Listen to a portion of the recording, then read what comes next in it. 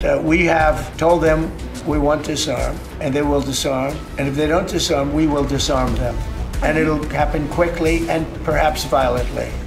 যুদ্ধে বিরতি টানা হলো, গাজা হবে পুনর্গঠিত, নিরাপত্তা প্রশ্নে থাকতে হবে সশস্ত্র বাহিনী, কিন্তু ফিলিস্তিনের প্রতিরোধ গোষ্ঠীগুলো নয়। তাহলে আলাদা একটি বাহিনী থাকবে, ফিলিস্তিনি জনগণকে নিয়েই হবে, মোট সংখ্যা হবে 10,000।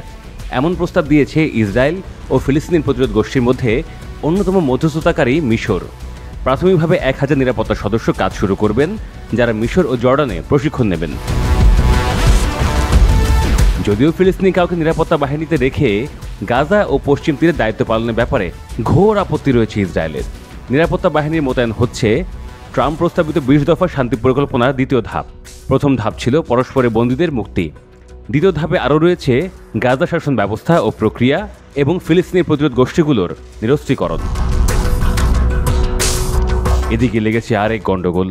মার্কিন প্রেসিডেন্ট ডোনাল্ড ট্রাম্প গতকাল বৃহস্পতিবার ফিলিস্তিনের প্রধান প্রতিরোধ গোষ্ঠীর প্রতি নতুন হুঁশিয়ারি দিয়েছেন। তিনি বলেছেন যে হামাস সদস্যরা যদি গাজা উপত্যকায় হত্যাকাণ্ড চালিয়ে যান, তবে সেখানে তাদের শক্তভাবে মোকাবিলা করা ছাড়া যুক্তরাষ্ট্রে আর কোনো উপায় থাকবে না। ইসরায়েল ও ফিলিস্তিনের প্রতিরোধ গোষ্ঠীর মধ্যে হওয়া যুদ্ধবিরতি চুক্তির নথিতে বিভিন্ন দেশের নেতাদের স্বাক্ষর করার মাত্র 3 দিনের মাথায় এমন হুমকি দিলেন ট্রাম্প। তাঁর পরিকল্পনা অনুযায়ী এই যুদ্ধবিরতি হয়েছে। বিভিন্ন সংবাদ মাধ্যমের প্রতিবেদনে বলা হয়েছে, ফিলিস্তিনের প্রতিরোধ যোদ্ধারা যুদ্ধবিরতির সুযোগ নিয়ে গাজা অঞ্চলে নতুন করে নিজেদের নিয়ন্ত্রণ প্রতিষ্ঠা করছেন। যুদ্ধ চলাকালীন ইসরায়েলি বাহিনীকে সহযোগিতা করা সশস্ত্র গোষ্ঠীগুলোকে এখন নিশানা করছেন তারা। এমন পরিপ্রেক্ষিতে ফিলিস্তিনের প্রতিরোধ গোষ্ঠীকে ওই হুঁশিয়ারি দিলেন ট্রাম্প। এর আগে গোষ্ঠীটি অস্ত্র সমর্পণ না করলে তাদের বল প্রয়োগে অস্ত্রত্যাগ করানো হবে বলেও হুঁশিয়ারি দিয়েছিলেন তিনি।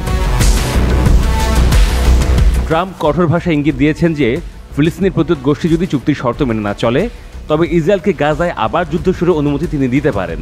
গত বুধবার তিনি সিএনএনকে বলেন, আমি বলা মাত্রই আবার যুদ্ধ শুরু হয়ে যাবে। এদিকে গাজা থেকে মৃত জিম্মিদের মরদেহ ধীর গতিতে ফেরত দেওয়ার কারণে ফিলিস্তিনের প্রতিরোধ গোষ্ঠীর বিরুদ্ধে ক্ষোভ জানিয়েছে ইসরায়েল। তাদের দাবি, হামাস চুক্তির শর্ত লঙ্ঘন করছে। একটি ইসরায়েলি সূত্র বলছে, গতকাল ট্রাম্প ইসরায়েলের প্রধানমন্ত্রী বেনিয়ামিন নেতানিয়াহুর সঙ্গে কথা বলেছেন, তবে আলাপের ধরন কী ছিল তা তাৎক্ষণিকভাবে জানা যায়নি। ওই আলাপের পর ওভাল অফিসে দেওয়া বক্তব্যে ট্রাম্প বলেন যে চুক্তিটি বহাল থাকবে বলে তিনি আত্মবিশ্বাসী। ফিলিস্তিনের প্রতিরোধ গোষ্ঠী সম্পর্কে ট্রাম্প বলেন, আমরা জানি যে আমাদের কাছে তারা অঙ্গীকারবদ্ধ এবং আমরা ধরে নিচ্ছি তারা তাদের প্রতিশ্রুতি পালন করবে।